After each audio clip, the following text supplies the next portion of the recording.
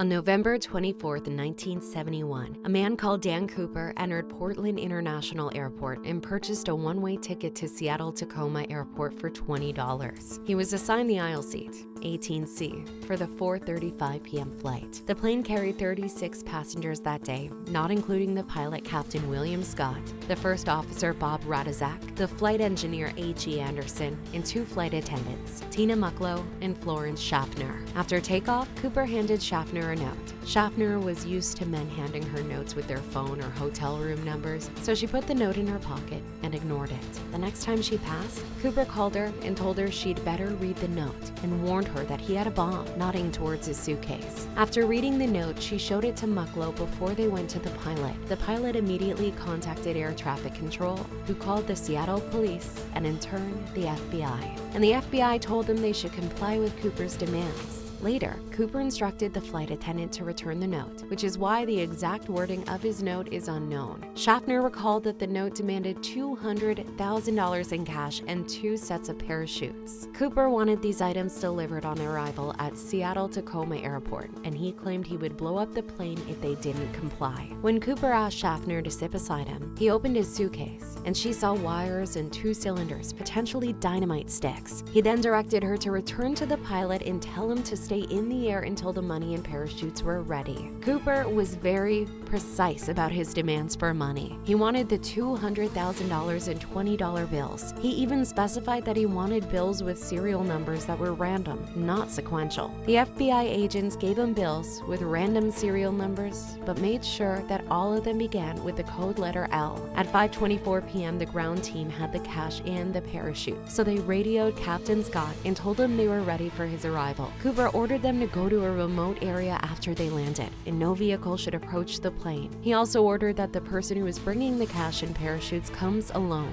Once his demands were met, Cooper released the 36 passengers and flight attendant Schaffner. He did not release the other flight attendant Mucklow or the 3 men in the cockpit. Later, he demanded to fly to Mexico City. After he ordered the flight attendant and the rest of the crew to stay in the cockpit, a red light gave a warning that a door was open.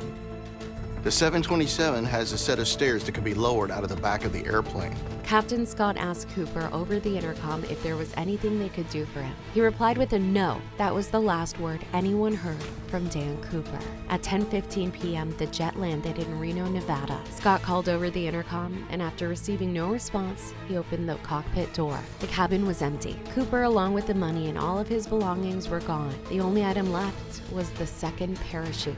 A.B. Cooper bailed out of a Northwest Airlines jet going 200 miles an hour at about 10,000 feet. The best guess is he jumped almost exactly over La Center, Washington. During the hijacking, the police attempted to follow the plane and wait for someone to jump, but eventually failed. The police then co-opted the Air National Guard, but before they were able to catch up to the plane, Cooper had already jumped. They don't know exactly when and where he jumped. For several weeks afterward, the police performed an extensive search that failed to turn up any trace of the hijacker or the parachute.